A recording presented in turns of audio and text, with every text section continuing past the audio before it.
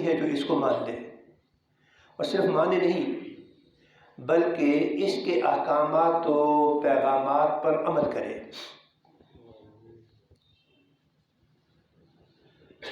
ابھی میں ایک سے زیادہ مرتبہ یہ بات گزارش کر چکا ہوں، شاید یہاں بھی بیان کی ہو، مجھے یاد نہیں ہے، کہ یہ جو گزشتہ سفر تھا، سفر حرمین،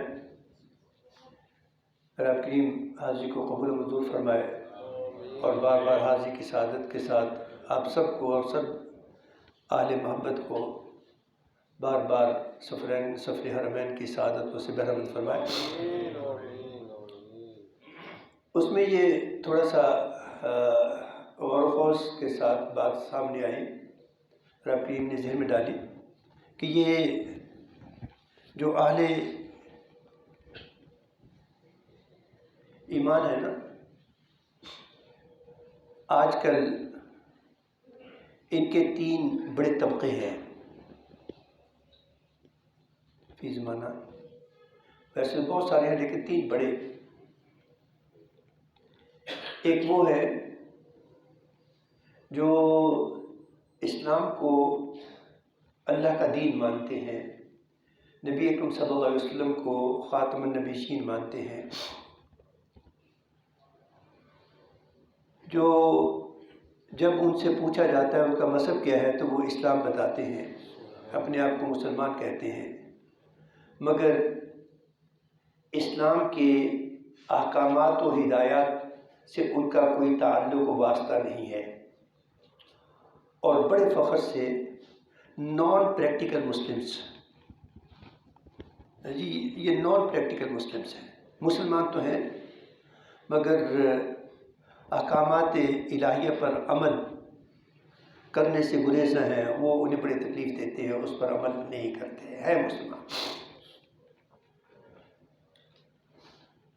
اور پھر جو باقی ہیں ان میں 2 قسم کے بڑے گروہ بن جاتے ہیں۔ ایک وہ ہے جو اسلام کو اللہ کا دین مانتے ہیں، رب کریم کو وحدہ لا شریک مانتے ہیں، نبی اکرم صلی اللہ علیہ وسلم کو خاتم النبیین مانتے ہیں، بڑی محبت کا اظہار کرتے ہیں، اور رب کریم کی عائد کردہ عبادات جن کو عرف عام میں ارکان اسلام کہتے ہیں ان پر عمل پیرا ہوتے ہیں، کلمہ شریف بھی پڑھتے ہیں، نماز بھی پڑھتے ہیں، رب کی مال دے تو زکوٰۃ بھی دیتے ہیں، رمضان مبارک کے روزے بھی رکھتے ہیں، اور اگر استطاعت ہو تو حج و عمرہ بھی کرتے ہیں، اور یہ اپنے آپ کو بڑے خوش نصیب بھی سمجھتے ہیں، اور کئی مرتبہ یہ مغرور بھی ہوتے ہیں، تکبر میں مبتلا ہو جاتے ہیں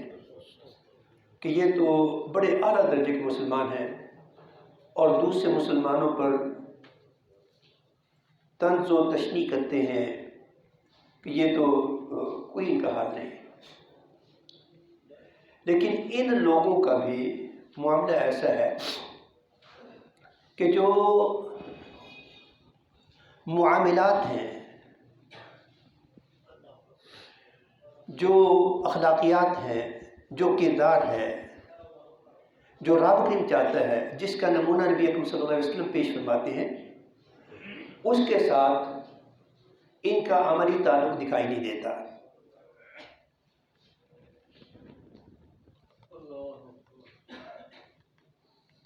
جھوٹ بولنا ان کے لیے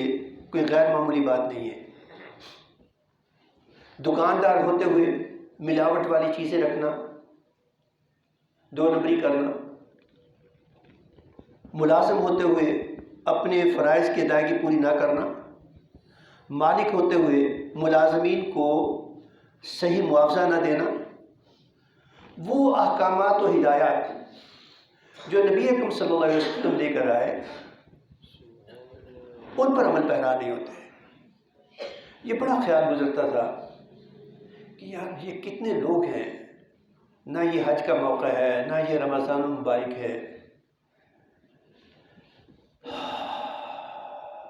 میلاد النبی صلی اللہ علیہ وسلم ولادت نبوی صلی اللہ علیہ وسلم کے ایام بھی جو معروف ہیں وہ گزر چکے، لیکن اتنا رش ہے کہ جو پہلے نہیں جانتا وہ سمجھے کہ یہ جیسے یہ حج والا رش ہے۔ اور کیا ہو رہا ہے؟ اگر صرف اور صرف یہی لوگ واپس جا کر ٹرو مسلم بن جائیں، حقیقی مسلمان بن جائیں جیسا کہ رب چاہتا ہے، نان پریکٹیکل مسلمز نہ ہوں، صرف عبادات تک نہ رہیں بلکہ معاملات و اخلاقیات کو بھی دل و جان سے اللہ کی رضا کے لیے اپنا لیں، تو یہ اسلامی انقلاب لانے کے لیے کافی ہو جائے۔ اپنی اپنی جگہوں پر جہاں جہاں یہ جائیں، یہ ماڈل بن جائیں، یہ نمونہ بن جائیں۔ یہ نہیں ہو کہ جیسے بعض لوگوں کے بارے میں کہا جاتا ہے کہ یہ حج اور عمرہ پہ جانے سے پہلے چھری کی حیثیت رکھتا تھا اور جب واپس پلٹا ہے تو اب چھرا ہے۔ حج و عمرہ کو بدنام کرنے والا نہ بنائے رب کریم، اس سے محفوظ رکھے۔ تو اس سورہ مقدسہ میں رب کریم نے کچھ چیزوں کو کھول کر بیان فرمایا ہے۔ ان میں ایک تو اصحاب کہف ہے، سورہ مبارکہ کا نام کہف رکھا گیا، اصحاب کہف۔ غریب غرباء مظلوم مسلمانوں کو ایک پیغام دیا گیا کہ اصحاب کہف جنہوں نے اپنے دور میں، اپنے عالم شباب میں اللہ رب الکریم کی وحدانیت کو اور اس کے پیغامات کو دل و جان سے مانا تھا، اور شاہان وقت انتہائی ظلم و ستم کرتے تھے، اور اپنے دین کو بچانے کے لیے وہ شہروں سے نکل کر پہاڑوں میں بیابانوں میں چلے گئے، تو اللہ رب الکریم نے ان کی یوں حفاظت کی، ان کو یوں نمونہ بنایا کہ وہ صدیوں تک وہ سوئے رہے۔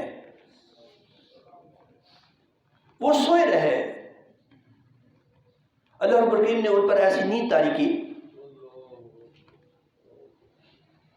ان کو اندازہ ہی نہیں ہوا کہ کتنا وقت وہ سوئے رہے، اور ایک پیغام دے دیا کہ رب کریم چاہے تو اپنے بندوں کی حفاظت یوں بھی کر سکتا ہے۔ انہوں نے رب کریم کے دین کو محفوظ کرنے کے لیے، اس پر عمل درآمد کے لیے، اس پر کاربند رہنے کے لیے اپنے آپ کو باقیوں سے جدا کیا تھا، اور وہ اٹھے تو تب تک دین کا غلبہ ہو چکا تھا، اس لیے اس کا نام ہی سورہ کہف رکھ دیا گیا۔ اس میں ایک اور واقعہ بیان کیا گیا،